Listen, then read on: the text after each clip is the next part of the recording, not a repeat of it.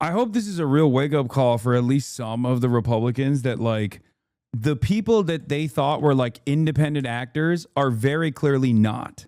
These guys only care about proximity to power.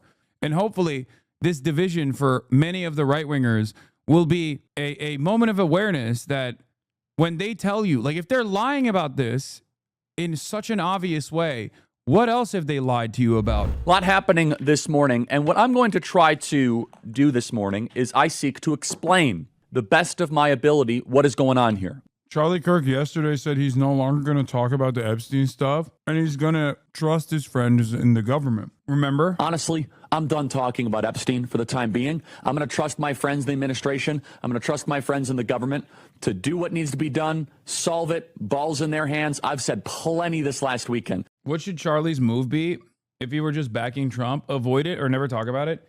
I mean, the best case scenario for Charlie is to never talk about it. But it's impossible for him to never talk about it if Trump is talking about it. Trump, ironically, is breathing life back into the story over and over again with his inability to, like, let it go, which then obviously provokes response from his most loyal fans. And Charlie, much like myself, cannot be sheltered from that. Like, Fox News can get away with not talking about certain things. Charlie, on the other hand, can't, because it's the biggest issue, and it's going to be such a prominent issue, and he's so accessible as opposed to, like, a Fox News commentator or a CNN commentator, because it's going to be all over his comments if he doesn't say anything about it. And his goal is to basically be a vessel for Trump and sometimes deliver information about what the base is demanding to Trump, and in other instances, message at the behest of Trump. So he's now stuck in this unique paradigm where he has to not talk about this shit, but then when Donald Trump talks about this shit, well, what are you going to do? You have to address it. Because now Big Daddy, Big Papi is addressing it on the main stage. So he's trying to do the same thing as, like, Alex Jones almost. But of course he is whereas Alex Jones is, like, clearly on the side of the people because he's, like, more beholden to his audience. Charlie is more beholden to the administration because he has a direct line of communication with the president. When in regards to Epstein and the messaging around Epstein, I'm going to do my best. I may not land the plane perfectly, but I think I have something to say here that will add some context and some depth to what we are seeing. President Donald Trump repeated what he said this morning on Truth Social.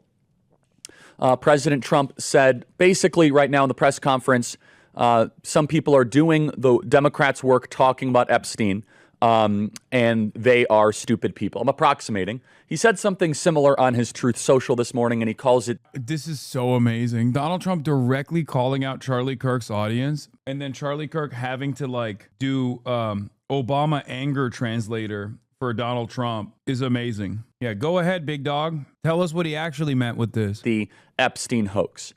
Now, before we go any further, I do want to say, big breaking news this morning. John Solomon is reporting that in his sit-down interview with Donald Trump, President Trump has greenlit a special prosecutor to potentially be able to go after the criminal conspiracy around Epstein and all deep state activity. So that is a phenomenal victory. That is something that we should rejoice in. And if that is true, because it's John Solomon, it's kind of like 2 or 3 levels back, but basically going after all things deep state, a deep state prosecutor. That is a terrific development. And I would love to see, you know who I want to see do that? Ed Martin. I think Ed Martin would be a phenomenal deep state prosecutor. So let's kind of just put a part on that. Let's just put a little bit of a little plug on that, because we'll get back to it. That's a huge victory. The president deserves credit there. If we get a full deep... Dog, you got a direct line of communication with the president. Just call him up. Call him right now. What do you mean, if it's real? He straight up texts Donald Trump's children with regular frequency. And it's not just that, but Donald Trump called him personally to be like, hey, cut it out, cut the shit out. No more Epstein talk. What the fuck are you doing? To which his response was, thank you, sir. Please, sir. I apologize, sir. And then he came out with this revelation yesterday that he's went back on clearly, where he was not going to talk about this Epstein stuff ever again. So let's start with this. President Donald Trump is obviously upset. Why is he most upset? I'm going to go through the top 2 reasons and seek to explain it. He's venting because he has achieved a lot in 6 months against all the odds. Energy prices are going down. The border is hermetically sealed. He passed the big, beautiful bill despite a 3-seat majority in the House of Representatives. He's embarking on mass deportations. He ended a war between Israel and Iran. He took out the Iranian nuclear facilities. This is the thing that pisses me off about Trump. Aside from all the obvious like 90% of his accomplishments that these guys give him credit for are things that he fucked up initially. Like, what do you mean? He stopped a war with Iran. It's like he had the opportunity to never start a war with Iran. Like, it's so goddamn annoying where these people would be like, oh, and he's doing the tariffs. The economy is rebounded. It's like, yeah, the economy rebounded because it took a nosedive when he started with the tariffs. And then only when he backed away from the tariffs did the economy rebound and got to its previous levels before the dip. Here's my piece of advice, guys. Don't take too seriously this whole Truth Social here. I know some people are getting fired up about this. I don't believe he was trying to insult anybody personally. His base, the people who made his movement what it is, I think is what he was pushing back on what he thinks is a misaligned press narrative. Oh, when he said you guys are stupid for caring about this, he actually meant like something totally different. He just didn't mean that you were. Let's look at the comments. Charlie, if someone around Trump hasn't taken 5 minutes to fill him in on why this is a big deal, that should be alarming to everyone. Justice for the kids is what people want. This is more important than any politician, including Trump.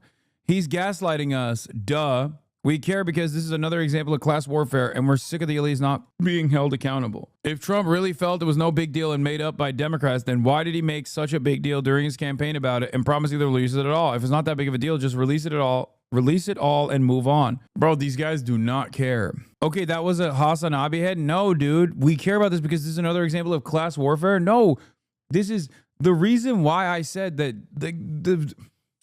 brother, Republicans have no way of doing class politics. They don't understand it. Many Americans, liberals as well, don't have any understanding of class consciousness. They don't have any class politics.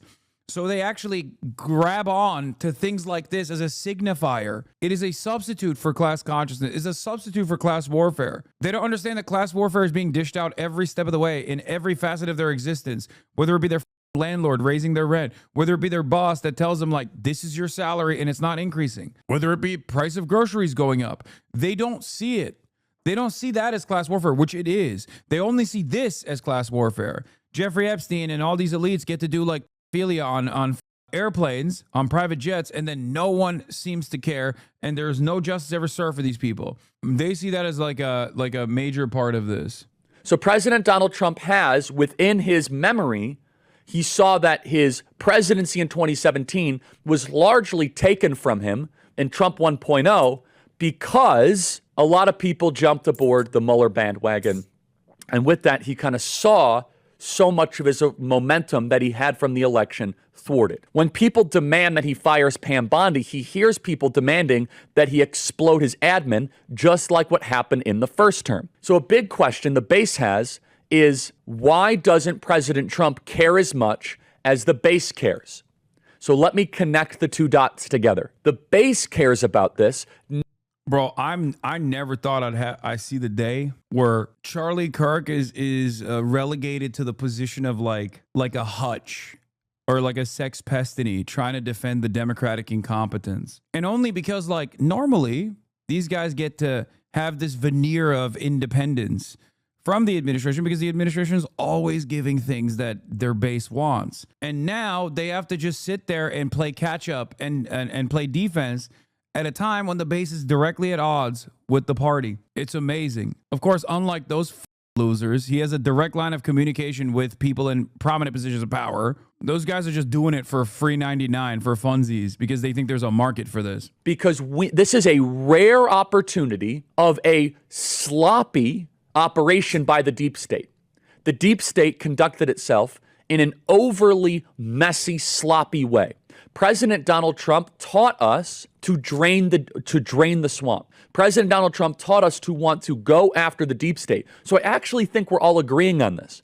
President Trump wants... It's also crazy for a grown-ass man, he's my age, to be talking about another grown-ass man like this. President Trump taught me. President Trump taught us. He taught us to live. He taught us to love. He taught us to hate. Bro, this is another dude. Like, get his dick out of your mouth, brother. Holy He's giving Trump the Jesus treatment. This is cult shit. Oh my God. He's talking about Trump like Trump taught you right and wrong. Okay, he taught you to hate the deep state elite file cabal, and now he's defending it. What now? Justice Department fires SDNY federal prosecutor Maureen Comey, who played a key role in prosecuting Jeffrey Epstein and Ghislaine Maxwell, Politico. What the Hey, yo. I mean, look, she flubbed it on the Diddy but then again, Trump literally said he would entertain pardoning Diddy. I'm just saying. To go full circle, we are caring about the Epstein story because we are afraid that if we do not lance the intelligence community bull that tried to murder him on July 13th in Butler, Penn. He's like, bro, remember when the deep state tried to murder Trump? It's like, okay, well, I guess he's trying to not be murdered now, bitch, because he's literally defending the deep state. The president is very fired up here also because this was all done under this, almost all of the documents and all of the reporting around this was done during James Comey. It was done back in 2007 under George W. Bush. This has been thrown upon his desk. And I'm going to defend the president here on one key thing. He does have a right to be a little bit skeptical and paranoid.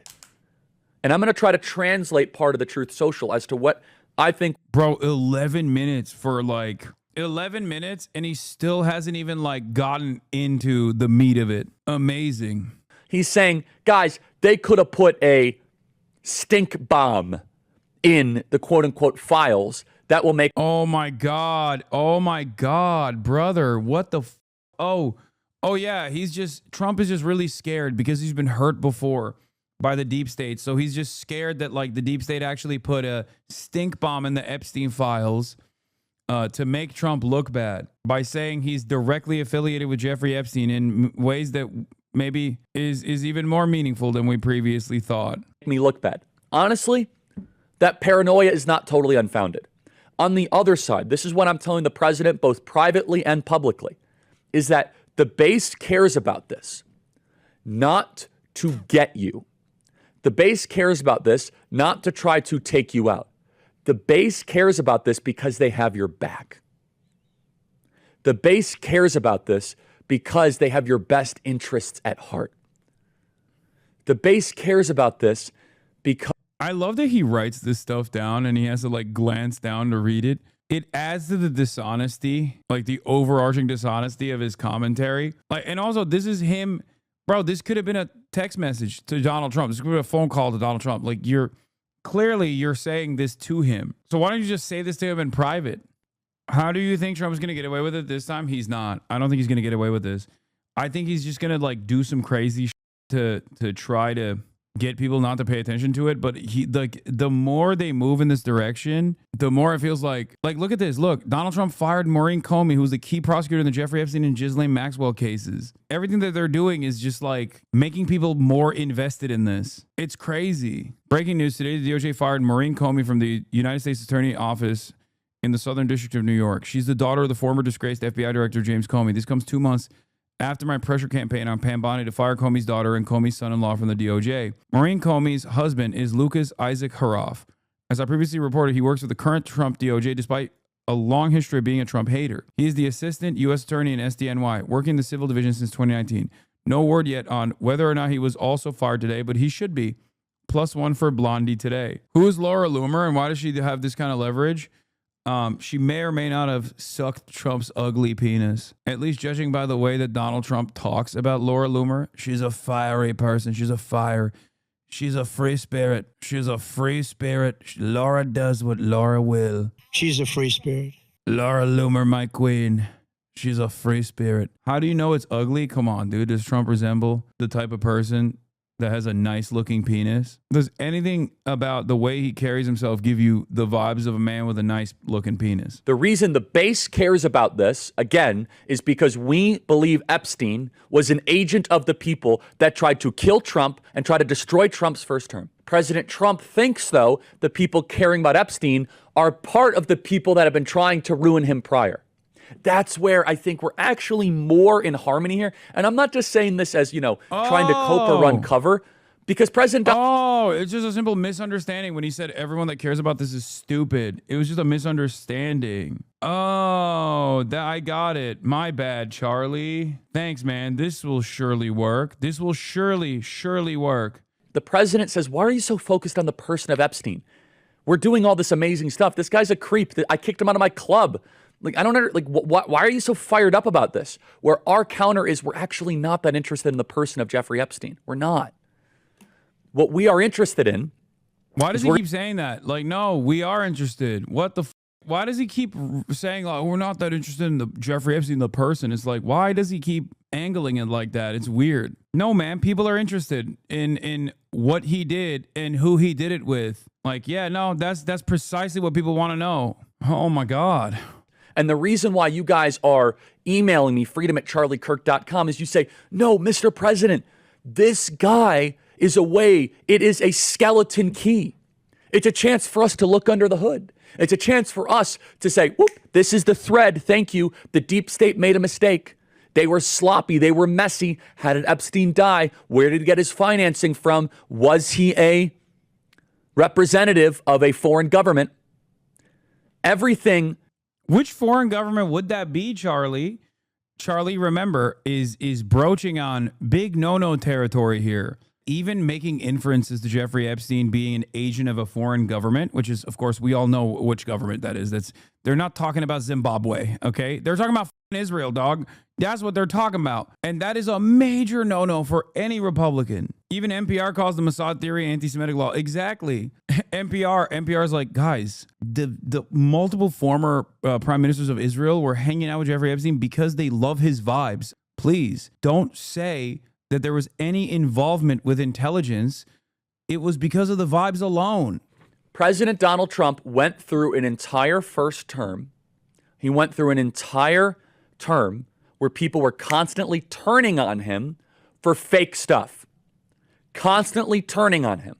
I mean, he didn't always hang out with the rich and powerful on account of the pedophilia. Real question. Yet, no, he wasn't like literally doing pedophilia every time there was like a rich and powerful person around him. And like, I don't think that. And I don't think every single person, because he had adult victims that he trafficked as well. My point is, we want evidence as to what the involvement was with all of these other people who definitely did engage in illicit behavior, especially considering that many of them were openly hanging out with him after he had already been arrested for sex trafficking of minors one time and went to prison for sex trafficking of minors. So especially the people that hung out with him after, before and after being the most significant part of this, like post early 2000s when he goes to jail with a sweetheart plea deal, the people that still hung out with him after that happened, clearly there's got to be a level of like awareness there.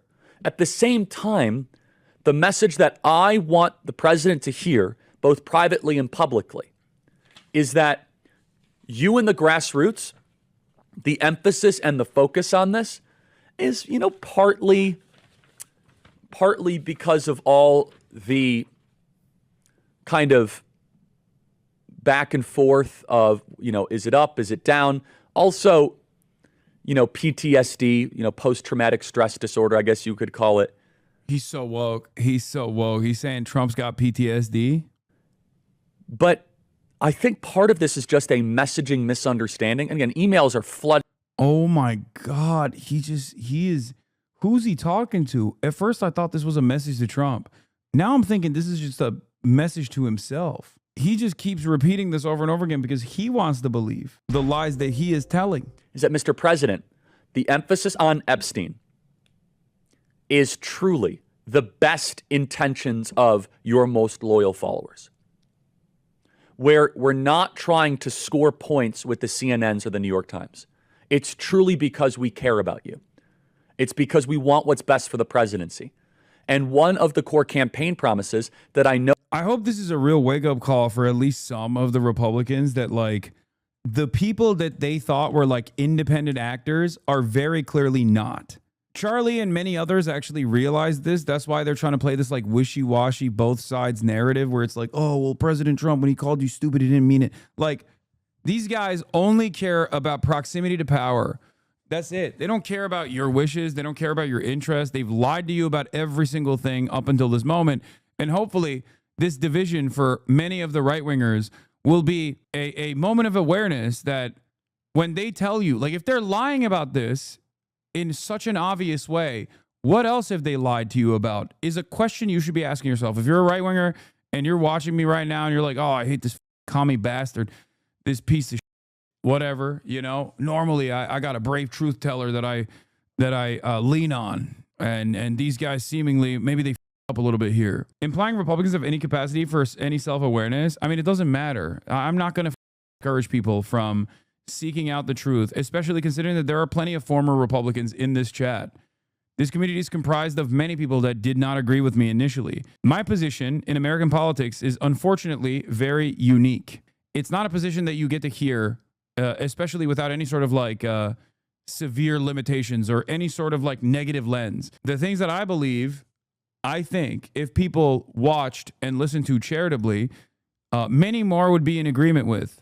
There are a lot of people who probably came in here and were initially Republicans or even the alt-right, you know, and have slowly but surely chipped away at that kind of that worldview that they previously had. See, I was a hate watcher review. Now I don't even know how long I've been subbed. 36 month subscriber. But don't you think the left would have done the same like we saw earlier? It doesn't matter who's in power. They all lie, apparently. Yeah, no shit. My point is, first of all, they're not the left. That's the Democratic Party. That's a totally separate thing from the left. If you want to see a figure that is like representative of actual leftist politics, look at the way the Democrats have been treating him so far. Zohran Mamdani is a great example of like a person who is a leftist. There are people who have historically been on the left who have also been forced to capitulate, forced to concede, forced to basically play the role of a shepherd for the Democratic Party as well from time to time. If all Charlie Kirk cares about is proximity to power, why doesn't he appease Dems when they're in power? What do you mean? His entire... Wait, what? No, his entire livelihood is about keeping the Republicans in power, proximity to power on the Republican side. He is, in a way, no different than like, let me think. Like, who is the equivalent of the Democratic Party? Like an MSNBC commentary person. You know what I mean? Like, or like a Jake Tapper almost at CNN, a Van Jones at CNN.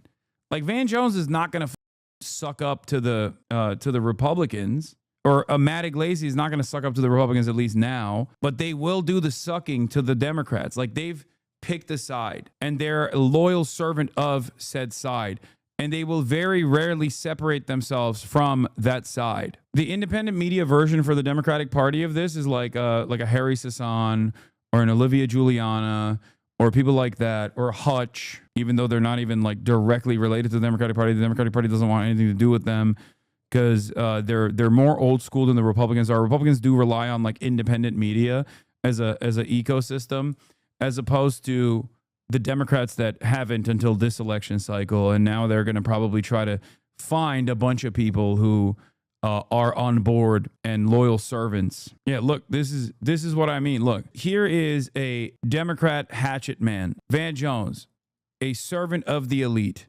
This is his role. His role is to basically defend Israel. His role is to defend the billionaires. His role is to shit on the real left. Okay, look, let's hear. It would do a lot better if you clean up some of the anti-Jewish stuff that he said, or anti-Israel stuff that he said. He's got to get away from globalizing the intifada and stuff like that that's scaring the crap out of the Jewish community in New York. But if he can clean some of that sort of stuff up, he's got a real clear shot. And I think the other thing... It's so funny to say this when Zohran Mamdani won a resounding victory without capitulating even a little bit to the pro-Israel crowd. He didn't give him an inch. So why should he listen to you? Why should he listen to you now after he's won? Like, we saw that this theory that they tried to unleash upon Zohran Mamdani in the primaries failed.